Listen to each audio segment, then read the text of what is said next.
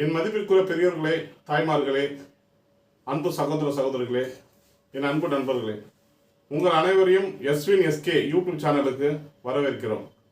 இன்று நாம் காண இருப்பது கிளாம் மீட்டர் மூலிமா எப்படி வோல்டேஜ் பார்க்கணும், ஆம்ஸ் பார்க்குறது, ஓம்ஸ் பார்க்குறது, கண்டினியூட்டி பார்க்குறது, இதை தான் நம்ம இன்றைக்கி கிளாஸில் தெரிஞ்சுக்க போகிறோம். இந்த கிளாம் மீட்ரு ரொம்ப மிக முக்கியமானது நம்மளுடைய வேலைக்கு.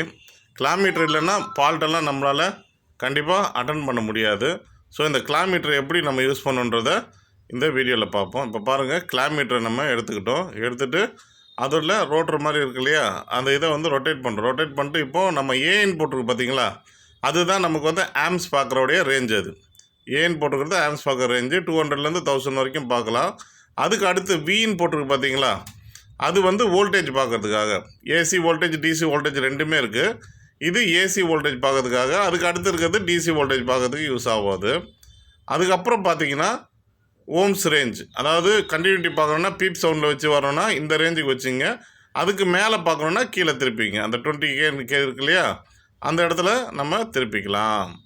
ஸோ இதில் பார்த்தீங்கன்னா ஓம்ஸ் கம்ப்ரஸருடைய பைண்டிங்லாம் எப்படி இருக்குன்றது இந்த ஓம்ஸ் ரேஞ்ச் வச்சு தான் நம்ம செக் பண்ண முடியும். கண்டினியூட்டி ஒயர்லாம் எப்படி கண்டினியூட்டி கரெக்டாக வருதான்றது கண்டினியூட்டி வச்சு செக் பண்ண முடியும். ஸோ இது மூணை தான் நம்ம எப்படி பார்க்குறது என்னன்றது தான் இப்போ நம்ம பார்த்துட்ருக்குறோம். ஸோ இந்த ரொட்டேட் பண்ணும்போது பொறுமையாக தான் ரொட்டேட் பண்ணணும். இந்த கிளாம் மீட்டரில் இதை ரொட்டேட் பண்ணும்போது, இந்த சுவிட்சை ரொட்டேட் பண்ணும்போது பொறுமையாக ரொட்டேட் பண்ணுங்கள், இல்லைன்னா சீக்கிரமாக போயிடும். அதனால் ரொம்ப கவனமாக இது பண்ணும். இது 2 ப்ரோப் கொடுத்துருக்காங்கப்பா, ரெட் கலரு பிளாக் கலர்னு சொல்லிட்டு. இந்த ரெட் கலர் பிளாக் கலர் ப்ரோப்பை தான் நம்ம எங்கே சொல்லணும்னா கிளாம் மீட்டரில் வோல்டேஜ் பார்க்கும்போதும் கண்டினியூட்டி பார்க்கும்போது ஓம்ஸ் பார்க்கும்போது கண்டிப்பாக இந்த ப்ரோப் இருந்தால் தான் பார்க்க முடியும். ஆம்ஸ் பார்க்கும்போது இந்த ப்ரோப் தேவையில்லை.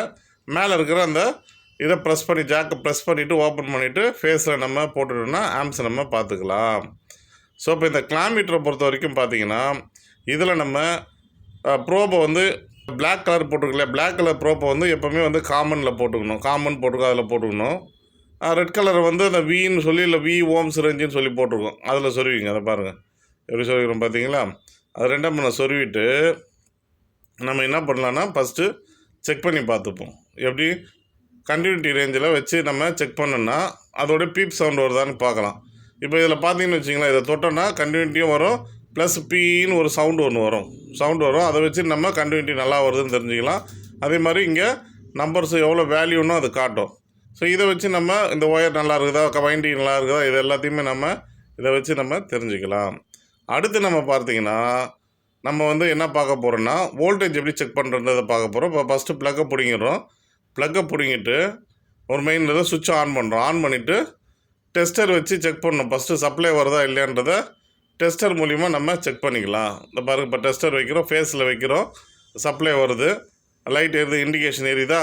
ஸோ இண்டிகேஷன் சப்ளை வருது. பிளாக்கில் வைக்கிறோம், நியூட்ரலில் வைக்கிறோம், அதில் சப்ளை வராது.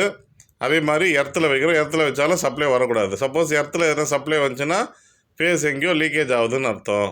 ஸோ இப்போ நம்ம ஆஃப் பண்ணிவிட்டு நம்ம கிளாம் மீட்டரில் எந்த ரேஞ்சில் வைக்கணும், ஆம்ஸ் ரேஞ்சில் வைக்கக்கூடாது, வோல்டேஜ் ரேஞ்சில் வைக்கணும்.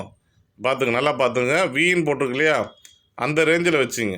வீன் போட்டிருக்க ரேஞ்சில் வச்சுட்டு ஃபேஸுக்கும் நியூட்ரலுக்கும் நடுவில் வைங்க. இப்போ ரீடிங் காட்டும் பாருங்கள். சுவிட்ச் ஆன் பண்ணிவிட்டு ரீடிங் பாருங்கள். இப்போ 230 வருதா, கரெக்டாக நம்ம பொசிஷனை கரெக்டாக பிடிச்சிங்கன்னா தான் உங்களுக்கு கரெக்டான ரீடிங் காட்டும். சும்மா ஷேக் பண்ணிட்டு இருந்தால் வர்றது 224 225 வருது. ஸோ இது கரெக்டான ரீடிங். வோல்டேஜ் நல்லா ஈபிலேருந்து கரெக்டான அளவுக்கு நமக்கு இங்கே வோல்டேஜ் கரெக்டாக கிடைக்குது. ஸோ இந்த ரேஞ்சு தான் இருக்கணும். 220 220 223 24 இதெல்லாம் கரெக்டான ரேஞ்சு. 200 கீழே வந்தால் தான் வோல்டேஜ் லோ ஆகுதுன்னு அர்த்தம். இதில் 224 காட்டுது. ஓகே, வோல்டேஜ் நல்லா வருது. ஸோ வோல்டேஜை நம்ம செக் பண்ணியாச்சு. டெஸ்டர் மூலிமா ஃபேஸும் கரெக்டாக வருதான்னு பார்த்துட்டோம், வோல்டேஜும் கரெக்டாக வருதான்னு பார்த்தோம். அதுக்கடுத்து எர்த்து நல்லா இருக்கான்னு பார்க்கறதுக்கு என்னென்னா ஃபேஸுக்கும் எர்த்துக்கும் வச்சு பார்க்கணும். ஃபேஸுக்கும் எர்த்துக்கும் வச்சு பார்க்கும்போது அங்கே பார்த்தீங்கன்னா ரீடிங் காட்டணும்.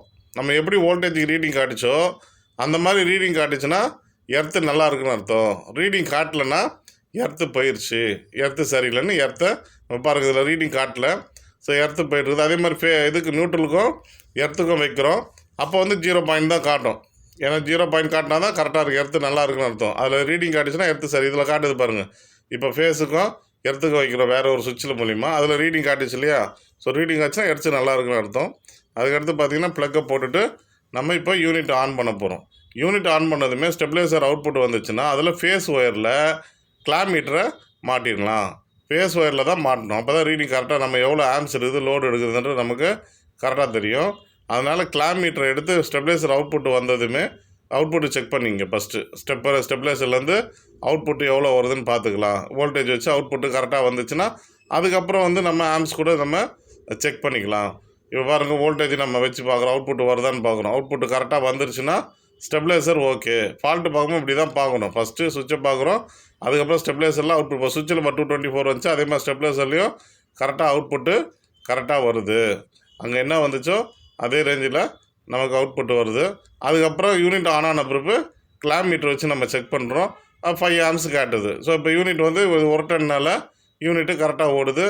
கிளாம் மீட்டரை கரெக்டாக நம்ம ஷேக் ஆகாமல் வச்சுக்கணும். ஸோ இது மூலிமா பல விஷயங்களை நம்ம தெரிஞ்சுக்கணுன்னா நம்மளோட ஐடிஐக்கு நேராக வந்து நீங்கள் கற்றுக்கிட்டிங்கன்னா இந்த மாதிரி பல விஷயங்களை நல்லா தெரிஞ்சுக்கலாம்.